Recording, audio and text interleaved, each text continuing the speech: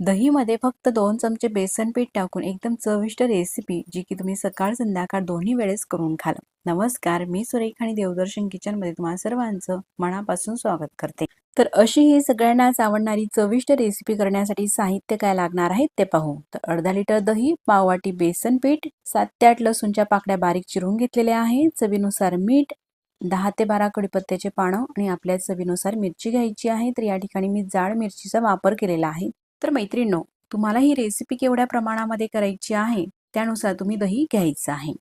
आता घेतलेल्या दहीमध्ये पाव वाटी बेसन पीठ घालायचं आहे, साधारण 2 चमचे हे बेसन पीठ आहे। त्यानंतर रवीने किंवा मिक्सरने हे सगळं आपल्याला मिक्स करून घ्यायचं आहे। दही हे घट्टसर असल्यामुळे त्यामध्ये पाणी घालायचं आहे आणि छान स्मूथ बॅटर हे आपल्याला करायचं आहे।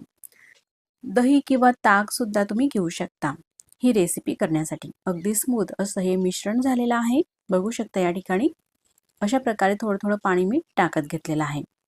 त्यानंतर पुढची कृती करायची आहे। तर आता गॅसवरती कढई ठेवली आणि कढईमध्ये 1 टेबलस्पून आपल्याला तेल घालायचं आहे।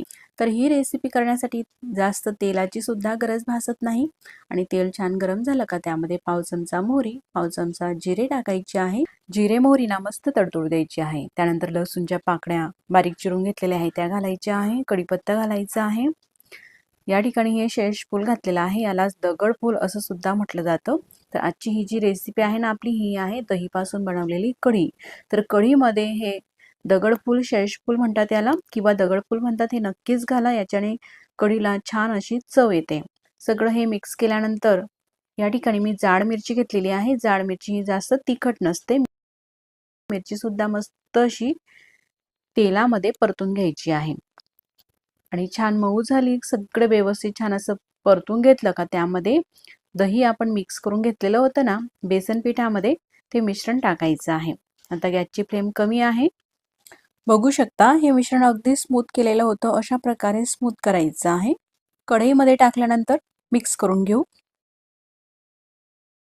ते आणखी पाणी घ्यायचं आहे आणि पाणी घालायचं आहे, म्हणजे दही चिटकलेलं बाउलला, भांड्याला दही चिटकलेलं कुठेही हे वाया जात नाही। तर माझ्याकडे ही मठ्ठ्यासारखी कढी पातळसर आवडते म्हणून त्यानुसार मी यामध्ये पाणी घालत आहे।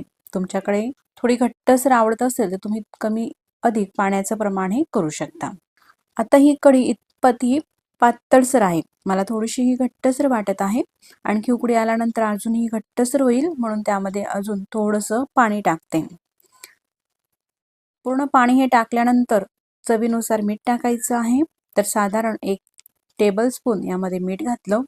आता गॅस आपल्याला वाढवायचा आहे, गॅसची फ्लेम मोठी करायची आहे आणि सतत अशा प्रकारे ढवळत घ्यायचं आहे। जोपर्यंत कढीला उकळी फुटत नाही ना तोपर्यंत कंटिन्यू आपल्याला अशा प्रकारे ही पळी या कढीमध्ये ढवळायची आहे, कुठेही सोडायचं नाही। जर का नाही कढी ढवळली तर कढी ही फुटू शकते, म्हणून कुठेही आपल्याला न थांबता अशा प्रकारे हे ढवळत घ्यायचं आहे।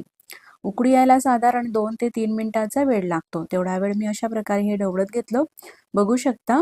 आता कढीलाही उकळी आलेली आहे, अशा प्रकारे उकळी आल्यानंतर गॅस अगदी मंद करायचा आहे आणि कमी गॅसवरती साधारण काही सेकंदसाठी उकळू द्यायची आहे पुन्हा, आणि त्यानंतर मग गॅस बंद करते, म्हणजे कढीला चव आणखीनच छान येते। तर अगदी झटपट मोजक्या साहित्यात आपली ही कढीची रेसिपी झालेली आहे। जेवणासोबत ताटामध्ये सकाळ संध्याकाळ दोन्ही वेळेस जरी ताटामध्ये असली ना कुणालाही कंटाळा येत नाही कढी खायला। सगळ्यांचीच आवडती आणि चवीला अप्रतिम लागणारी अशी ही कढी तुम्ही नक्कीच करून पहा।